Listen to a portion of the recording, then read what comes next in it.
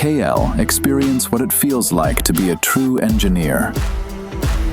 KL deemed to be university.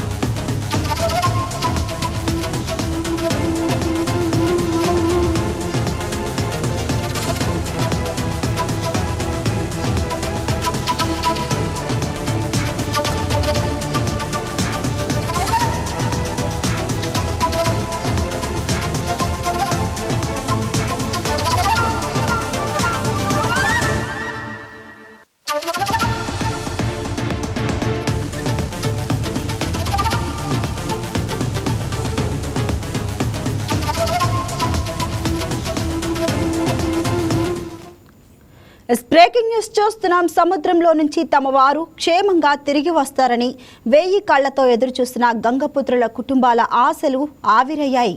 Visakha సముద్ర తీరంలో గల్లంతైన మత్స్యకారుల కథ విషాదాంతమైంది. సముద్రంలో గల్లంతైన 6 జాలర్లు మృతి చెందినట్లు ప్రభుత్వం నియమించిన 3-మ్యాన్ కమిటీ నిర్ధారించింది. రెస్క్యూ ఆపరేషన్ ద్వారా ప్రాణాలతో బయటపడిన జాలరి చిన్న ఇచ్చిన సమాచారం ఆధారంగా మిగతా 6 మత్స్యకారులు మరణించినట్లు 3 సభ్యుల కమిటీ నిర్ణయించింది. దీంతో ఆయా మత్స్యకారుల గ్రామాల్లో తీవ్ర విషాదం నెలకొంది. ఎలాగైనా సరే తిరిగొస్తారని ఎదురు చూసిన వారంతా అది నెరవేరదని తేలడంతో కన్నీరు మున్నీరవుతున్నారు.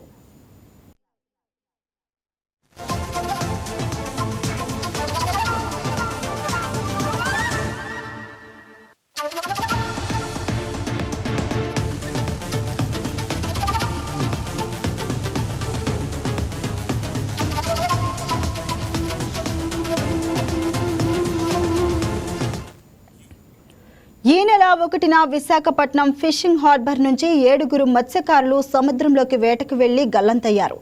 బంగాళాఖాతంలో ఏర్పడిన వాతావరణ మార్పులు, ప్రతికూల పరిస్థితుల కారణంగా జూలై 4న వారి బోటు ప్రమాదానికి గురై సముద్రంలో మునిగిపోయింది. ఈ ప్రమాదంలో జాలరి చిన్న సురక్షితంగా బయటపడగా మిగిలిన 6 గల్లంతయ్యారు. ఇండియన్ నేవీ, కోస్ట్ గార్డు 4 రోజుల పాటు సంయుక్త రెస్క్యూ ఆపరేషన్ చేపట్టాయి. భారత నౌకాదళం, కోస్ట్ గార్డ్ ఆధ్వర్యంలో 72 గంటల పాటు భారీ సెర్చ్ ఆపరేషన్ చేశారు.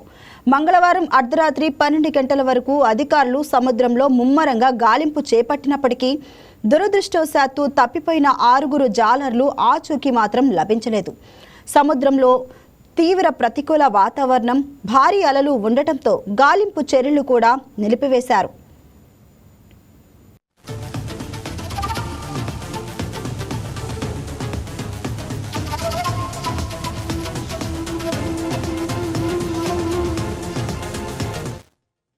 ఇక గాలింపు చర్యలు ముగియడం, 6 జాలర్లు మృతి చెందినట్లు ప్రకటించడంతో మత్స్యకార గ్రామాల్లో విషాదాన్ని నింపింది. తమ వారు క్షేమంగా తిరిగి వస్తారని 1000 కళ్లతో ఎదురుచూసిన గంగపుత్రుల కుటుంబాలు కన్నీరు మున్నీరుగా విలపిస్తున్నాయి. ఇక దీనిపై మరింత సమాచారాన్ని మా రీజనల్ కోఆర్డినేటర్ దుర్గాప్రసాద్ అందిస్తారు. దుర్గాప్రసాద్, అసలు ఈ 6 ఏ విధంగా చనిపోయినట్లు అధికారులు చెప్తున్నారు? ఏ విధంగా నిర్ధారించారు? జోక్సింగ్ పావని ఏదైతే ఈ నెల 4వ తేదీన చేపల వేటకి తిరిగి వస్తున్న తరుణంలో మత్స్యకారులు బోటు గల్లంతైన విషయం తెలిసిందే. ఈ ప్రమాద సమయంలో బోట్లో 7 మత్స్యకారులు ఉండగా ఒక మత్స్యకారులు అయితే ఆ బోటును పట్టుకొని తన ప్రాణాలతో బయటపడిన సంగతి కూడా అందరికీ తెలిసింది. ఈ నేపథ్యంలో సముద్రంలో గల్లంతైన మరో 6 మత్స్యకారుల ఆచూకీ కోసం అటు కోస్ట్ గార్డులు కావచ్చు, ఎన్డీఆర్ఎఫ్ కావచ్చు, ఎస్డీఆర్ఎఫ్ కావచ్చు, ఇలాగ ప్రత్యేక బృందాలు గత 3 రోజుల నుంచి, అంటే ఆది, సోమ, మంగళవారం 3 రోజుల పాటు కూడా 72 గంటలు, దాదాపు 72 గంటలు కూడా తీవ్రంగా గాలించినా కూడా ఎక్కడ కూడా ఫలితం లేకపోయింది. 6 మత్స్యకారుల ఆచూకీ దొరకపోవడంతో ప్రభుత్వానికి ఏదైతే త్రిసభ్య నిజ నిర్ధారణ కమిటీ వేసిందో వారి ఇచ్చిన కంప్లైంట్ నివేదిక కూడా సమర్పించింది.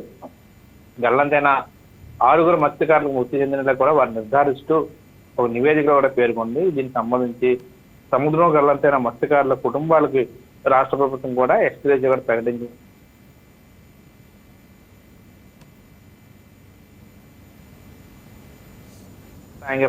చెక్కులను కూడా ఈ రోజు బాధిత కుటుంబాలకి మంత్రి కొల్లి రవీంద్ర అయితే స్వయంగా బాధిత కుటుంబాలను పరామర్శించి ప్రభుత్వం వారికి అండగా ఉంటుందని చెప్పి కూడా వారికి భరోసా కల్పిస్తూనే వారికి ఆ చెక్కులు కూడా పంపిణీ చేసిన పరిస్థితి. మరోవైపు ఆ కుటుంబ సభ్యులు కూడా తీవ్ర నిరాశ నిస్పృహలతో ఉన్న పరిస్థితి. ఎందుకంటే పూర్తి స్థాయిలో గాలింపు చర్యలు చేపట్టారు.